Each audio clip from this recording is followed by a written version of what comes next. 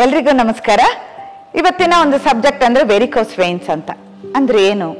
ಈಗ ರಕ್ತನಾಳಗಳಲ್ಲಿ ಪ್ರಾಬ್ಲಮ್ ಆಗುವಂಥದ್ದು, ಹೃದಯಕ್ಕೆ ಹರಿಯುವಂತ ಮಲಿನ ರಕ್ತ ಏನಿರುತ್ತೆ ಸೊ ಅಲ್ಲಿ ವ್ಯತ್ಯಾಸ ಆಗ್ತಾ ಹೋಗೋದು, ಅಂದ್ರೆ ಬ್ಲಾಕ್ ಆಗ್ತಾ ಹೋಗುತ್ತೆ, ಕೆಲವರಲ್ಲಿ ಶೇಪ್ ಚೇಂಜ್ ಆಗ್ತಾ ಹೋಗುತ್ತೆ.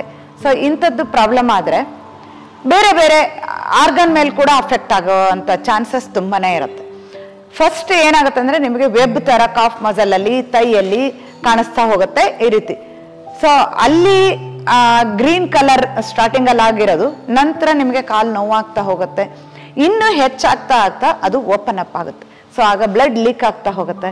ಸೊ ನೀವು ಅದಕ್ಕೆ ಬ್ಲಾಸ್ಟ್ ಮಾಡ್ಕೊಳ್ಳೋದು ಅಥವಾ ಆಪರೇಷನ್ ಮಾಡ್ಕೊಂಡ್ರೆ ವೇಸ್ಟ್. ಅದು ಒಂದು ಕಡೆ ನೀವು ತೆಗೆದ್ರೆ ಮತ್ತೊಂದು ಕಡೆ ಉಬ್ಬುತ್ತೆ.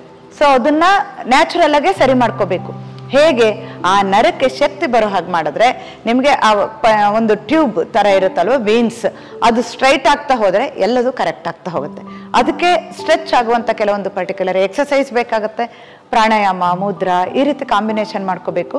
ಹಾಗೇನೆ ಪ್ರಾಣಶಕ್ತಿ ಜಾಗೃತಿಲಿ ಮೂಲಾಧಾರ ಚಕ್ರ, ಸೊ ಅದನ್ನ ಸರಿ ಮಾಡಬೇಕು. ಮತ್ತೆ ಅನಾಹತ ಚಕ್ರ, ಸೊ ಅಲ್ಲಿ ಸೌಂಡ್ ವೈಬ್ರೇಷನ್ ನ ಕೊಟ್ಟು ಸರಿ ಮಾಡ್ತಾ ಹೋಗ್ಬೇಕು.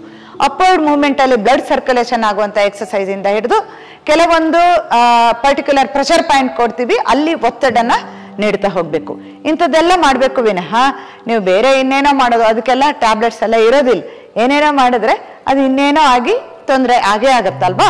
ಸೊ ಅದಕ್ಕೆ ನಿಮಗೆ ಬೇಕಾಗಿರೋದು ಪಾರಂಪರಿಕ ವೈದ್ಯ ಪದ್ಧತಿ.